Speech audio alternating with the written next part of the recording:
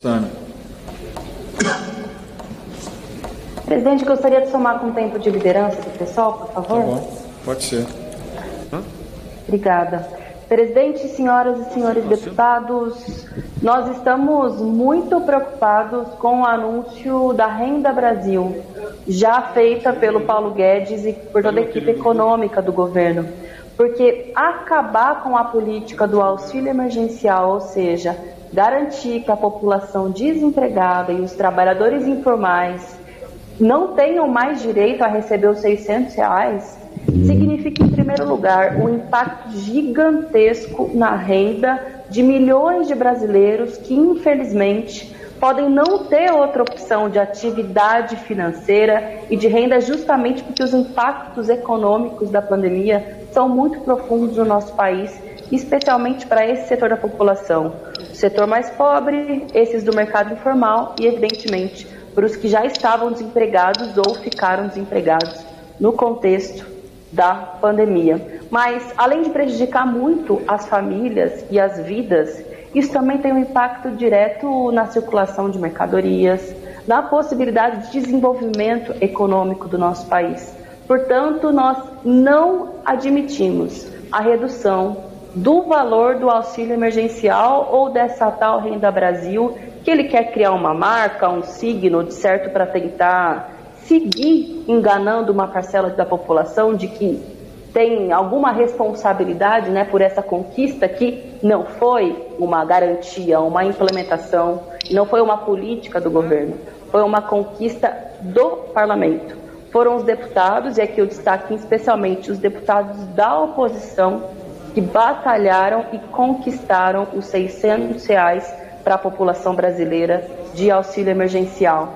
E agora o governo, inclusive ignorando algo evidente que os dados mostram, que a população brasileira gosta, precisa do auxílio emergencial e reconhece que isso é útil, é importante e está disposta a seguir com esse auxílio, porque sabe que sem esse valor a situação vai ficar muito mais difícil. Mas não bastasse a ameaça de redução para 300, para R$250, ele também quer impor o fim da farmácia popular, que garante acesso à população de baixa renda para remédios de uso contínuo, como, por exemplo, para tratar diabetes, tratar pressão alta. É de um nível de crueldade completamente inadmissível.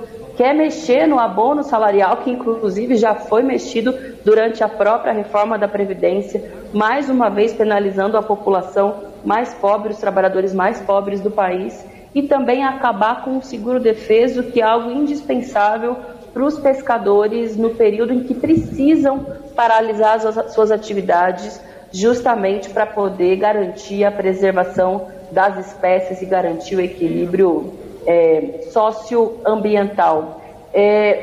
Por outro lado, muitos setores da sociedade indicam e apontam que há sim possibilidade de manutenção de um auxílio ou de uma renda permanente que seja robusta e necessária para a sobrevivência e para a dignidade da população brasileira. Não há desculpa para dizer que não há dinheiro para garantir que a população brasileira mais pobre tenha dignidade, tenha renda.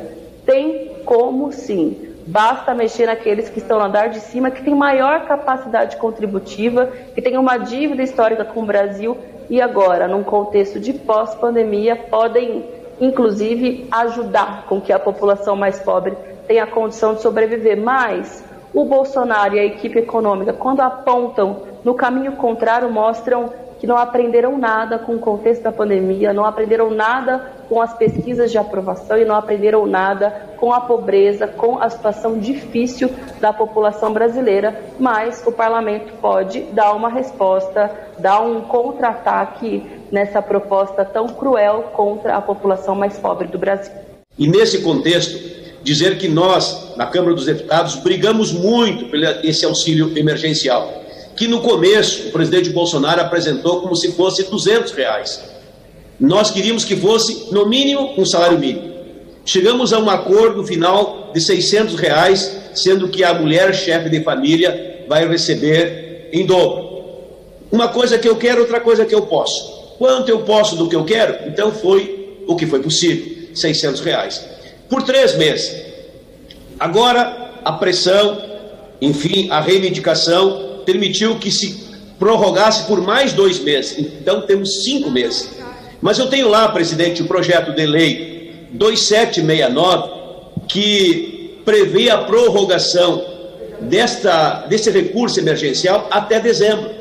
São mais 4 meses, até porque nós sabemos que o estado de emergência do país, decretado pelo presidente e aprovado pela Câmara dos Deputados, vai até dezembro. Consequentemente, nós precisamos que também o auxílio emergencial vá.